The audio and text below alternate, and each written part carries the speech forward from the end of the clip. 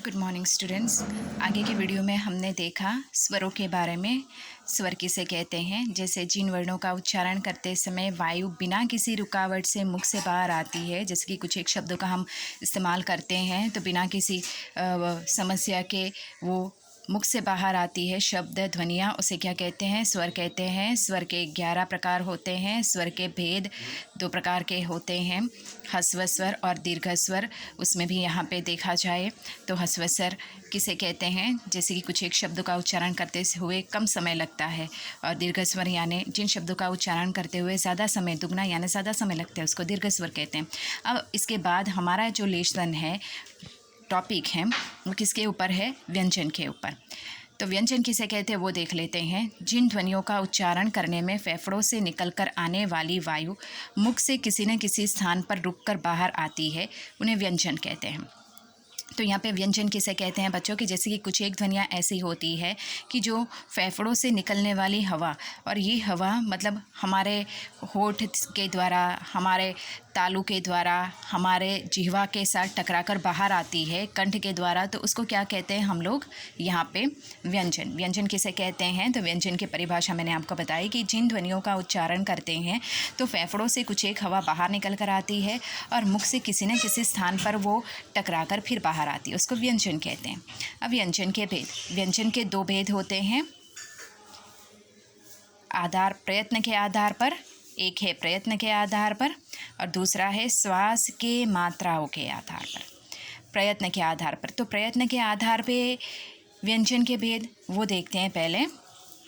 तो प्रयत्न के आधार पर भी व्यंजन के वापस 3 भेद हैं। बच्चों ध्यान दीजिएगा, यहाँ पे व्यंजन के वैसे देखा जाए तो 2 भेद होते हैं। उसमें पहला भेद है यहाँ पे प्रयत्न के आधार पर, दूसरा है श्वास की मात्राओं के आधार पर।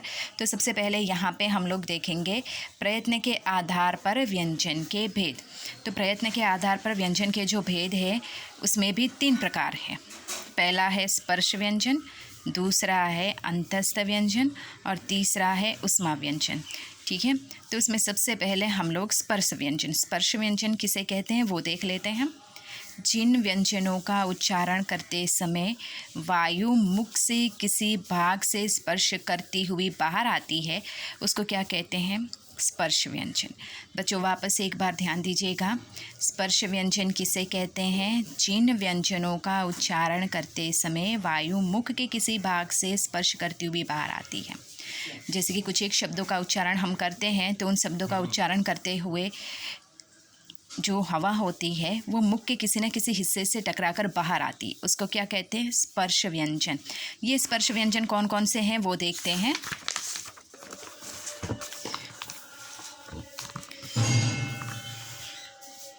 चलो यहाँ पे स्पर्श व्यंजन, जैसे मैंने आगे आपको बताया था कि कुछ एक ध्वनि का उच्चारण करते हैं तो कुछ एक, जैसे कि यहाँ पे क वर्ग, तो क ख ग ध, ये कंठ है, उसको कंठ्य कहते हैं। जैसे कि क बोलेंगे तो वो कंठ के द्वारा ये निकले, ख बोलेंगे तो वो भी कंठ के द्वारा निकलेगा। तो ये कंठ्य ध्वनियाँ है, व्यंजन है। इसके साथ साथ यहाँ पे च वर्ग में देखो च छ ज, तो ये तालव्य मतलब ऊपर का जो हिस्सा है, जो जीवा के ऊपर का जो हिस्सा है उसको तालु कहते हैं। तो च जो जीवा है वो किससे टकराएगी? तालव्य से, तो च का उच्चारण होता है। उसके बाद छ का उच्चारण, तो छ बोल के देखेंगे तो भी आपको पता पड़ेगा कि जैसे कि जो जीवा होती है वो तालव्य को स्पर्श करती है। उसके बाद ट वर्ग, त थ ड ठ, तो ये भी मूर्धन्य त, जैसे कि बोल के तुरंत ही उसको छोड़ देंगे। ठीक है, इसके बाद त वर्ग, त में भी बिल्कुल ऐसा है, दंत मतलब कौन से स्थान? दांतों को स्पर्श, यानी उसको दंत्य कहेंगे। तो दांतों को स्पर्श करके त थ द, तो ऐसे वर्ण जो दांत को स्पर्श करके मतलब हमारे मुख से बाहर आते हैं। उसके बाद प वर्ग में प फ ब, आप उच्चारण करोगे तो ये ऐसे वर्ण हैं जो ओठ यानी ओष्ठ, होठ को छूकर ये ध्वनियाँ बाहर आती हैं। तो यहाँ पे हमने देखा कि व्यंजन में जो क वर्ग है वो कंठ्य यानी कंठों से कुछ एक वर्ण बाहर निकल के आते हैं। च वर्ग है तो ये च वर्ग में तालु यानी कि ऊपर का जिह्वा के ऊपर का जो हिस्सा है उसको छूकर बाहर आते हैं। और उसके बाद ट वर्ग में भी मूर्धन्य जो ट, तो उसमें जिह्वा पूरी मोड़ कर तालु के साथ यानी तालवी के हिस्से के साथ जुड़ती है और फिर वो ट नाम का शब्द जो वो ध्वनि होती है वो बाहर आती है।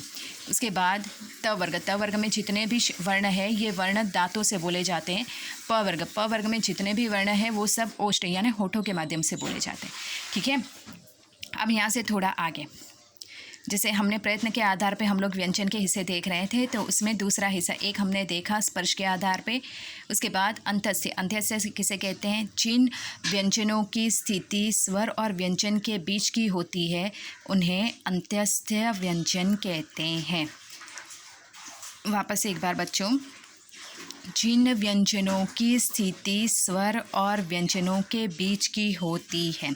उदाहरण पहले देखेंगे तो इससे क्या होगा, आप ज़्यादा समझोगे।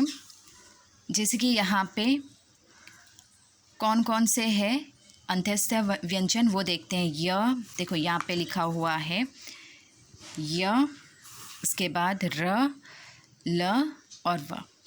ये ऐसे व्यंजन है कि जो न स्वर में आते हैं न व्यंजन।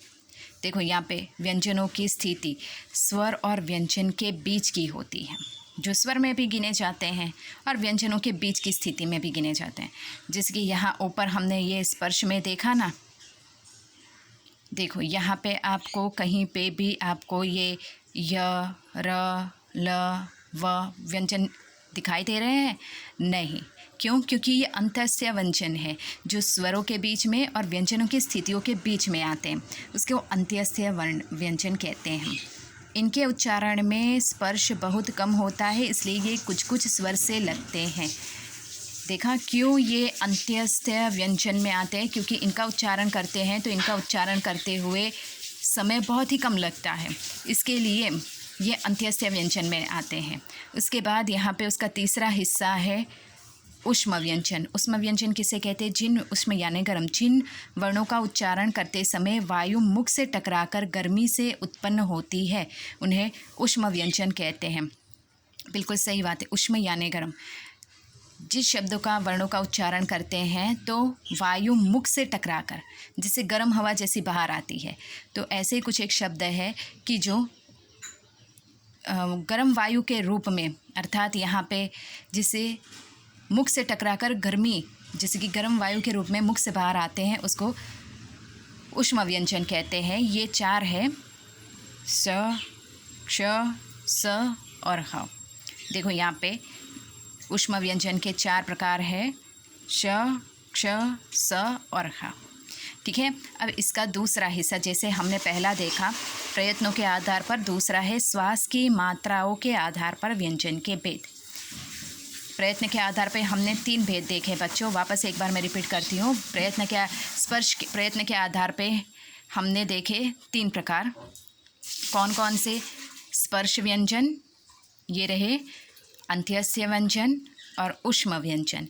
इसके बाद यहाँ पे जो व्यंजन का दूसरा प्रकार है कौन सा? श्वास की मात्राओं के आधार पर।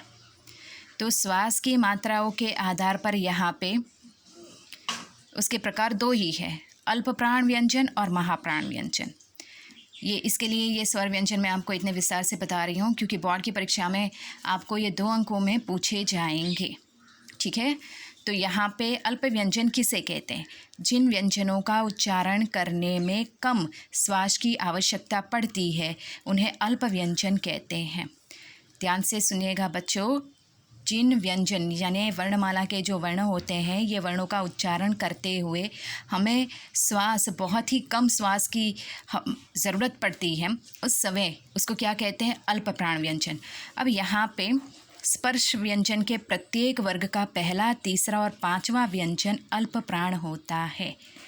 बच्चों ध्यान दीजिएगा, स्पर्श व्यंजन के प्रत्येक वर्ग का पहला, तीसरा और 5वां। वापस ऊपर की ओर हम लोग जाते हैं। देखो यहाँ पे मैं आपको बता रही हूँ, यहाँ पे क्या लिखा है? स्पर्श व्यंजन के प्रत्येक वर्ण का पहला, स्पर्श व्यंजन का प्रत्येक वर्ण का पहला, देखो पहला वर्ग, उसके बाद तीसरा और पांचवा, पहला, तीसरा और ये पांचवा। ठीक है, देखो स्पर्श व्यंजन के प्रत्येक वर्ग का पहला, तीसरा और पांचवा व्यंजन अल्प प्राण होता है। जैसे यहाँ पे देखो दिए गए हैं ना उसके 5, देखो प फ ब भ म ट ठ ड ढ ण, ये देखें यहाँ पे दिए हुए हैं ना। इनके अतिरिक्त अंत्यस्थ व्यंजन य र ल व भी अल्प प्राण होते हैं। अल्प प्राण, बिल्कुल सही बात है। आगे हमने अंत्यस्थ वर्णन में देखा ना, वो क्यों ऐसे होते हैं, क्योंकि उनको बोलने में अल्प प्राण क्यों कहा जाता है उनको। अंत्यस्थ व्यंजन जो स्वर में भी नहीं आते, जो व्यंजन में भी नहीं आते, जिसको बोलने में बहुत कम समय लगता है। इसके लिए यहाँ पे ये य र ल व किस में, अंत्यस्थ व्यंजन में आते हैं। यही वर्ण वापस यहाँ पे आएंगे कहाँ, अल्प प्राण व्यंजन में। देखिए बच्चों, एक तो ये स्पर्श व्यंजन के जितने हैं वो आएंगे और ये अंत्यस्थ व्यंजन के आएंगे। क्यों? क्योंकि य को बोलने में तुरंत ही बोल के छोड़ देंगे, उसको बोलने में ज़्यादा समय नहीं लगता। उसके बाद र को बोलने में भी ज़्यादा समय नहीं लगता। उसके बाद व को बोलने में भी ज़्यादा समय नहीं लगता। इसके लिए ये अल्प प्राण व्यंजन में आएंगे। और आगे स्पर्श व्यंजन के जो प्रकार है उसमें पहला, तीसरा और पांचवा। जैसे क वर्ग के 4 प्रकार, ट वर्ग के 7 वर्ण और प वर्ग के 5 वर्ण। उसके बाद हम आगे देखेंगे बच्चों यहाँ पे महाप्राण व्यंजन। महाप्राण व्यंजन किसे कहते हैं? जिन व्यंजनों का उच्चारण करने में अधिक श्वास की आवश्यकता होती है उन्हें महाप्राण व्यंजन कहते हैं। बिल्कुल सरल परिभाषा बच्चों कि जिन वर्णों, मतलब जिन शब्दों का उच्चारण हम करते हैं, जिन वर्णों का उच्चारण करते हैं, उसको उच्चारण करने के लिए हमें बहुत ही ज़्यादा श्वास लेने की ज़रूरत पड़ती है, उसको खींचना पड़ता है। उसको क्या कहते हैं? महाप्राण व्यंजन। अल्प यानी छोटा, महा यानी बड़ा। उसमें कौन कौन से वो देख लेते हैं। स्पर्श व्यंजन के प्रत्येक वर्ग का दूसरा और चौथा व्यंजन महाप्राण होता है। वापस ऊपर की ओर हम लोग जाएंगे तो यहाँ पे देखो बच्चों, यहाँ पे मैंने आगे आपको बताया ना कि जैसे कि जो पहला, तीसरा और पांचवा है वो किस में आएगा? अल्प प्राण में। लेकिन जो बाकी बचा हुआ है जैसे कि च वर्ग, दूसरा, चौथा, त वर्ग, ये किस में आएगा? यहाँ पे महाप्राण व्यंजन में। जिन व्यंजनों का उच्चारण करने में अधिक श्वास की आवश्यकता होती है उसको महाप्राण कहते हैं। जैसे हमने देखा ना आगे कि स्पर्श व्यंजन का जो दूसरा और चौथा वर्ग है वो किस में आएगा? इसमें ख को बोलने में थोड़ा समय लगता है। छ को बोलने में समय लगता है। जैसे फट से नहीं, जैसे र फट से बोल देते हैं, वैसे छ बोलते हैं तो थोड़ा हमें संघर्ष करना पड़ता है। उसके बाद थ बोलते हैं तो भी हमें संघर्ष करना पड़ता है। उसके बाद फ बोलते हैं तो ये होठ के द्वारा बोला जाता है तो उसमें भी संघर्ष लगता है। इसके लिए यहाँ पे उसको महाप्राण व्यंजन कहा गया है। ठीक है, तो आज का हमारा ये जो लेसन था बच्चों, ये हमारा लेसन व्यंजनों के ऊपर था। इसके बाद हम अयोगवा और स्वर संयुक्त व्यंजन किसे कहते हैं वो देखेंगे। Thank you.